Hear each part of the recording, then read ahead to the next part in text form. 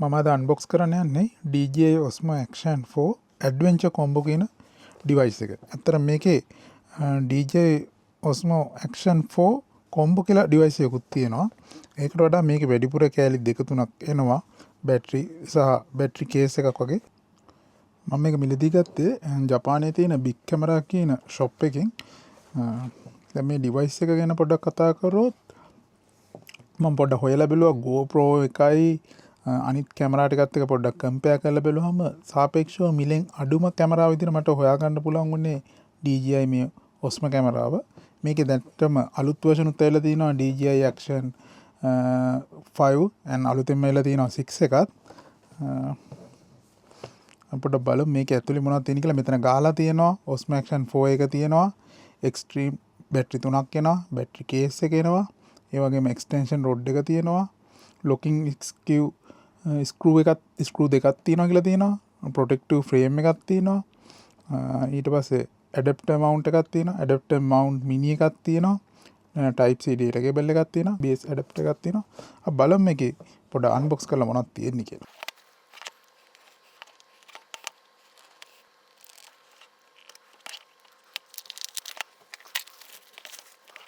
අපි ගත්තොත් අර Apple ෆෝන් එකේ වගේම පැත්තෙන් පොඩි ගලවන්න ලේබල් එකක් තියෙනවා.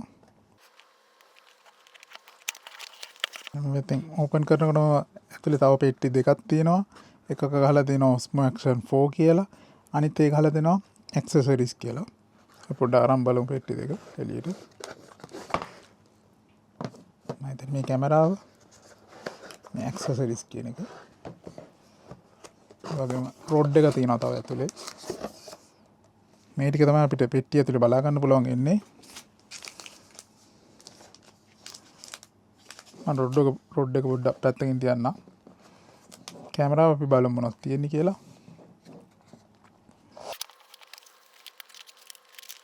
මේ තියෙන්නේ කැමරාව දාන කේස් එක. කැමරාව අපිට බලා ගන්න පුළුවන් මෙතනින්. කොහොම තියාගමු.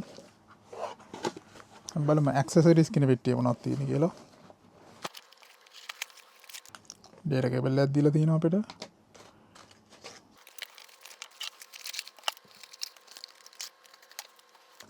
ස්ටිකර් එකක් දීලා තියෙනවා අපිට. මෙමරි කාඩ් එක ඒ ටික DJI කියලා ගහලා තියෙනවා. මෙමරි කාඩ් එක ෆොටෝ එකක් තියෙන විදිහට ස්ටිකර් එකක් දීලා තියෙනවා. අතර මේ ස්ටිකරේ අර මම කලින් කියපු DJI Combo 4 කියන එකට හම්බ වෙන්නේ නැහැ. මේ ඇඩ්වාන්ස් එකට තමයි මේ ස්ටිකරේ හම්බ වෙන්නේ.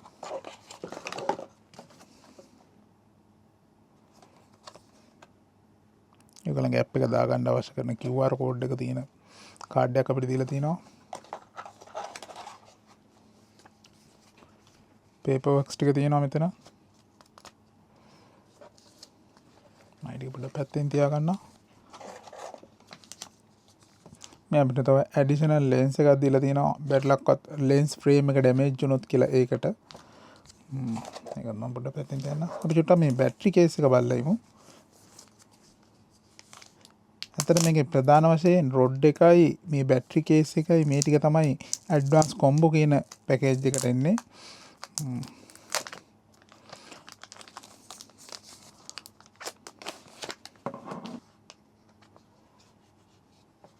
බැටරි 3 තියෙනවා. charging case එක මේක. අපිට මෙතනින් type C විදිහට charge කරගන්න පුළුවන්.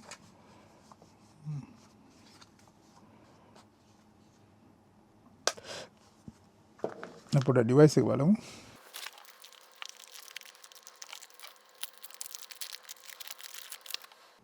මේක තමයි device එක.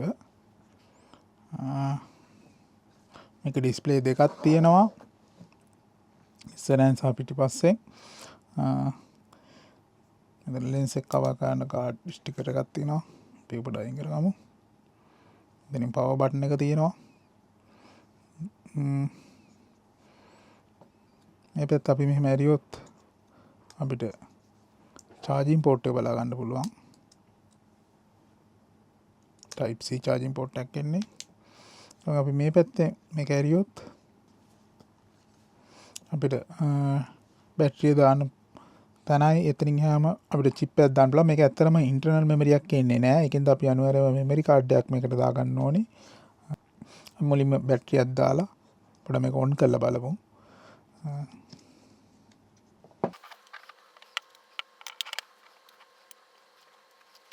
අරන Fuji කැමරාවල වගේ තමයි බැටරිය දාන්න තියෙන්නේ.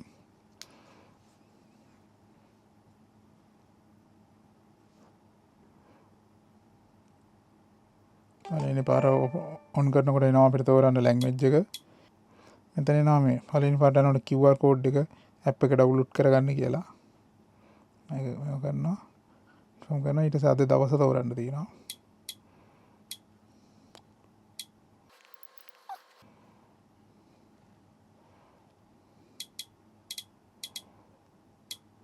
ඊට පස්සේ වෙලාව හදන්න තියෙනවා. කැමරාව මම ඔන් කරා ඩිවයිස් එක. මේකේ ඩිස්ප්ලේ දෙකක් තියෙන ඇත්තටම හරි වටිනවා. ඒක මොකද සෙල්ෆි Tamanටම බලාගෙන වීඩියෝ කරන්න පුළුවන් හැකියාව ලැබෙනවා. මේ විදිහට කැමරා දෙකක් තියෙන එක හරි වටිනවා. හැබැයි දැන් මේකේ මෙමරි කාඩ් එකක් නැති හින්දා අපිට ෆොටෝ කැප්චර් කරන්න මුකුත් බෑ. ඒකින්ද අපි මුලින්ම මෙමරි කාඩ් එක පොඩ්ඩක් දාගෙන ඉමු ඉන්ටර්නල් මෙමරි එකක් නැති හින්දා. මම මේකත් ගත්තේ බිග් කැමරා එකෙන්ම තමයි. මේක ඇත්තටම වුණා මේ ඩිවයිස් එක ජපනීස් යෙන් 46000ක් වුණා. මෙමරි කාඩ් එක නම් ජපනීස් යෙන් 5000 ගණක් වගේ වුණේ.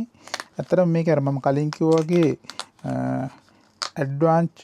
ඇඩ්වාන්ස් කොම්බෝ එක නැතුව නෝමල් ඩිවයිස් එක ගන්නවා නම් ඒක ජපනීස් යෙන් 30000ක් විතර වෙන්නේ. හැබැයි මේකේ බැටරි ටිකයි DJI ඔරිජිනල් රොඩ් එකයි ඒ ටිකත් එන හින්දා මම හිතුවා මේක ගන්න එක හොඳයි කියලා.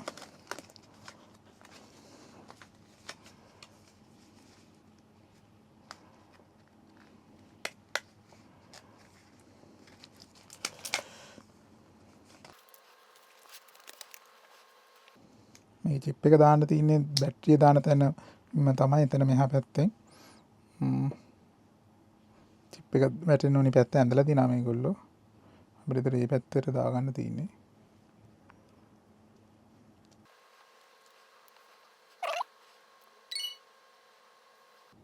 හරි.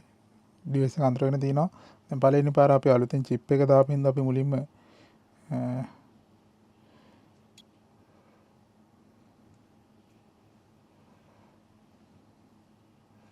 settings ගියා.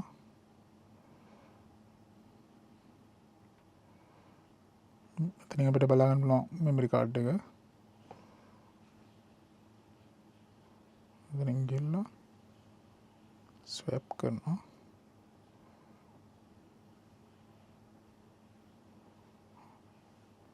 හරි. මෙමරි කාඩ් එක ෆෝමැට් වුණා. අපිට මෙමරි කාඩ් එක යූස් කරන්න පුළුවන්. එතෙන්දී අපිට රේෂියෝ එක තෝරන්න පුළුවන්. 16:9ද 4:3ද ඒ විදිහට ඒ වගේම කවුන්ට් ඩවුන් දාන්න පුළුවන්. මේකේ ෆීචර්ස් ගොඩක් තියෙන කැමරාවක්, හොඳ කැමරාවක්. මේක ඇත්තටම මෙතන අපිට දීලා තියෙනවා ෂටර් බටන් එකක්. අර පරණ කැමරාවල වගේම අපිට ඒක ඔබලා වීඩියෝ එහෙම නැත්නම් ෆොටෝස් කැප්චර් කරගන්න පටන් ගන්න පුළුවන්. ඒ වගේම වීඩියෝ එකක් නම් ආයෙ එකපාරක් තිබුවාම වීඩියෝ රෙකෝඩ් වෙන එක නවතිනවා. අපි ගාලා බලමු දැන් මේ ඉතින් අපිට තෝරන්න පුළුවන් ෆොටෝද මොකක්ද කියලා. මම වීඩියෝ එකක් තෝරන්න.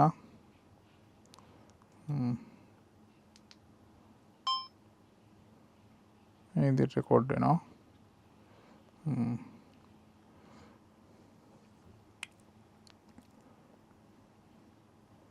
ඔන්න පේනවා ඇති.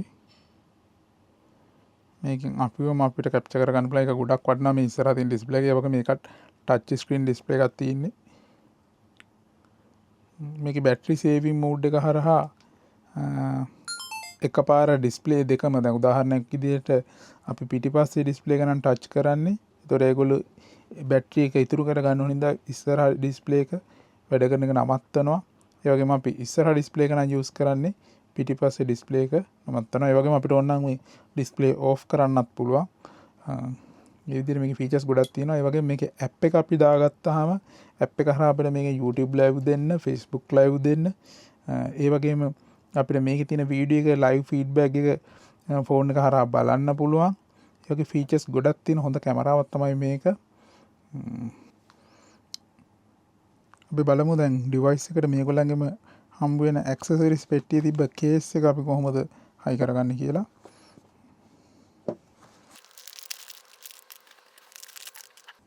මේක ඇතුලේ එනවා අපේ මැග්නටික් කැමරාවටම හයි කරන්න පුළුවන් පොඩි ගැජට් දෙකක්. මේක පොඩ මේ විදිහට අල්ලලා මෙහෙම පොඩ ඈඩ් කරාම මේක ඈඩ් වෙනවා. අපිට එතනින් කැමරාව පැත්ත බලලා දාගන්න තියෙන්නේ.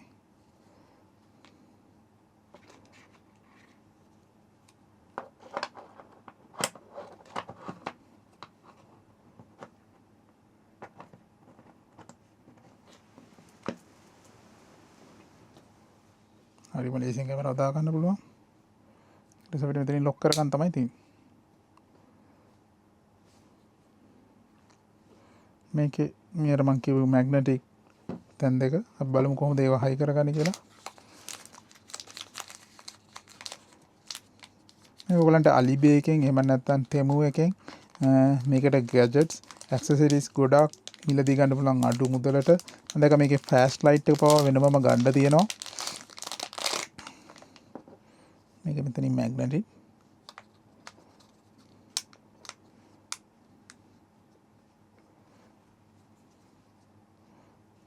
මේ විදිහට අපිට හයි කරගන්න පුළුවන්.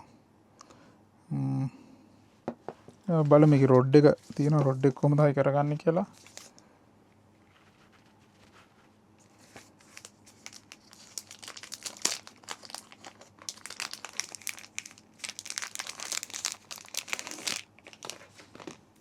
මේක DJ ඊළඟමයි.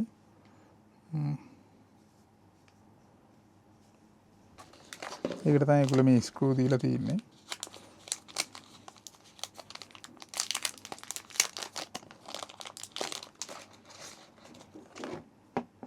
හරිම ලේසි. මෙහෙම මැද්දෙන් දා ගන්න තියෙන්නේ.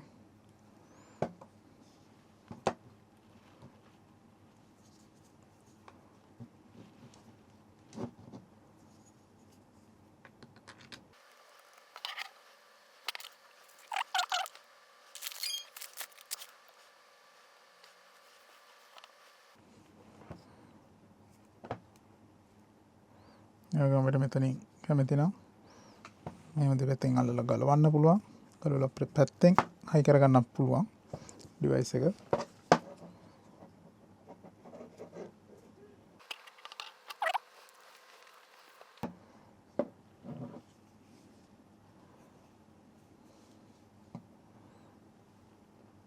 අපේ අවශ්‍යතාවය අනුව අපිට මේක හයි කරගන්න පුළුවන්.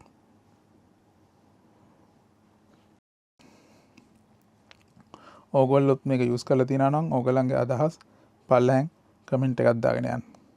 Thank you very much.